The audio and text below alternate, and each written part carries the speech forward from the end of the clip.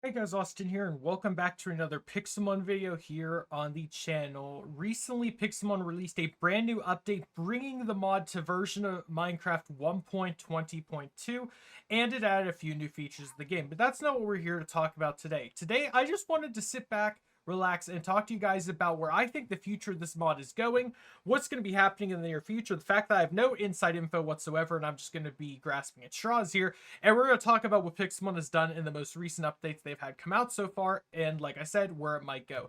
So this is going to be a discussion-based video where I just fly around the world and talk to you guys about stuff, and feel free to comment down below at any point in time you think that you have any input to give, or if you guys have any ideas on what they should be doing going forward. So let's start about the elephant in the room. Will Pixelmon ever update 1.16.5 again? They most likely will, considering they did announce recently there will be a patch update coming to it. But keep in mind, guys, that similar to whenever 1.16 went to, or 1.12 and 1.16 were the only two versions, at some point they do have to draw the line and say we're just not going to update that version anymore because it's too old. We want to focus on the newer things. They've proven that they're focusing on 1.20 right now. That's not to say they'll never touch 1.16 again, but they're going to be slowing down the updates to 1.16 a bit until they get it to the part where they feel like they've updated enough that it's stable, and then they'll completely move into 1.20 and work on that. 1.20 is still an alpha version. Even in the most recent update where it went to 1.20.2, it says still alpha version 5, so this is the 5th alpha version of the update, or updates I should say. And they plan on, of course, smoothing it out the best they possibly can. And of course, there are hiccups along the way. There are a few issues and bugs that we've experienced in the 1.20 so far, but all that is getting fixed as soon as they possibly can, so there's no need to worry about that. In terms of new features we might be getting, of course, they do plan on bringing in all of the Generation 9 stuff, so we're sure to see terrestrialization at some point. We might see Terra raids as a separate feature compared to the Generation 8 raids we already have in Pixelmon. And we're probably going to be seeing the remainder of the Pokemon from Generation 9 be added, even the DLC Pokemon. I'm not entirely sure if they're going to just skip around and add some of the DLC Pokemon first before finishing Gen 9. It's unclear. But from the past, they have proven that they will be adding in everything. There's no need to be like, well, what if they never add this thing? I know still a lot of people are asking about Tinkaton and King Gambit. Those are the two that I always see comments about. And guys, they're going to be added eventually. We just got to be patient. Personally, I would rather them make the game run perfectly before adding in any new features. That's my opinion, at least. I know others would rather just see new Pokemon constantly. But that being said, though, right now, there's a lot of Generation 9 Pokemon in Pixelmon. If you look at the Pokedex itself and scroll all the way down to like the farthest you can possibly go, we have a bunch of Generation 9 Pokemon already. I think we're up to like 30 or so. Right here, you can see a bunch of them within the mod, and they're all catchable. They all spawn naturally in the world. There's even a Nimble right below me, and even a few legendaries from Gen 9 as well. So it's not like they haven't been adding in Generation 9 Pokemon. If you've been living under a rock, you probably don't know that they've added Generation 9 Pokemon, but yes, they've added a bunch, and I've made videos on each and every one of them. Not to mention all the updates as well. Now, speaking of updates, how often do we think Pixelmon is going to continue to update? So far, it seems like they've been posting 1 to 2 updates each month, which I think is perfectly all right. I think that's fine. I think it's good that they're doing that. If it mattered, if I were them, I would post, like, get Pixelmon stable enough and then maybe hold off on updates for maybe a teensy-weensy bit, just so we're not, like, stabilizing Pixelmon and then releasing an update that bugs it again, and then it's like, well, now we have a bugged version. For example, the second most recent version, 9.2.3, broke a major thing in Pixelmon, which was when you catch a Pokemon, it wasn't showing up in the PC until you relogged, and there was like a week or so before the update that just came out last night fixed that.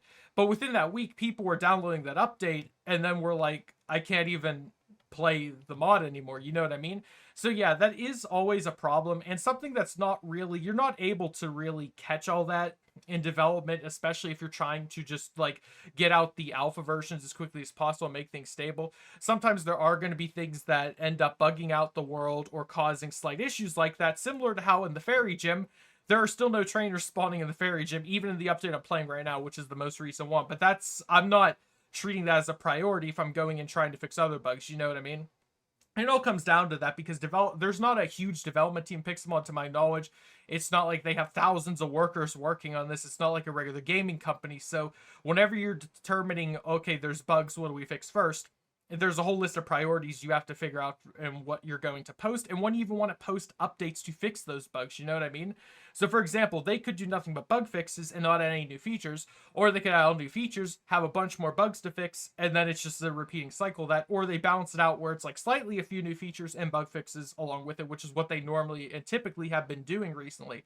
Now, in terms of legendaries and different mechanics and stuff, so far, it seems like they are going to soon be revealing that a bunch of the older legendaries are swapping around biomes and forms that they'll be spawning in. I know based on what I saw from like code changes that Mew most likely will be spawning in the jungle temple from now on versus just the jungle biome in general. Because right now, Mew doesn't spawn at all. I don't know if you guys knew that, but the biome that Mew used to spawn in doesn't exist in 1.20 anymore. So Mew just has not been spawning. So there is a chance that they are going to be changing around a bunch of other legendaries soon to accommodate the new biomes that we've gotten in 1.20. And keep in mind, guys, 1.16 and 1.20, there were a bunch of new biomes, a ton of new mountain biomes, underground biomes, etc. So they have to make sure all the Pokemon are now spawning in those biomes and they make sense where they're spawning. They can't just leave it up to randomness, you know what I mean? So a lot of that takes a lot of time and effort and work. And it makes sense, is all I'm trying to say, is why certain things have not been changed around yet and why certain things haven't been added yet. Because when you make the decision that you're going to update to a whole new version of Minecraft, not multiple new versions of Minecraft, which is what they did, you gotta get all that to work properly. And this is seriously the second fairy gem I have found in this world generation, whereas before it took me forever to find them. I mean, it's floating, but that's besides the point. I think it's trying to tell me something about this fairy gym. But since I'm going to the fairy gym, might as well just show you guys really quickly what I'm talking about. So if you go into the fairy gym, see all these blocks of wool? These are supposed to be where the trainers are spawning, and right now they don't spawn, unfortunately. And it's only this gym. All the other gyms have things spawning properly.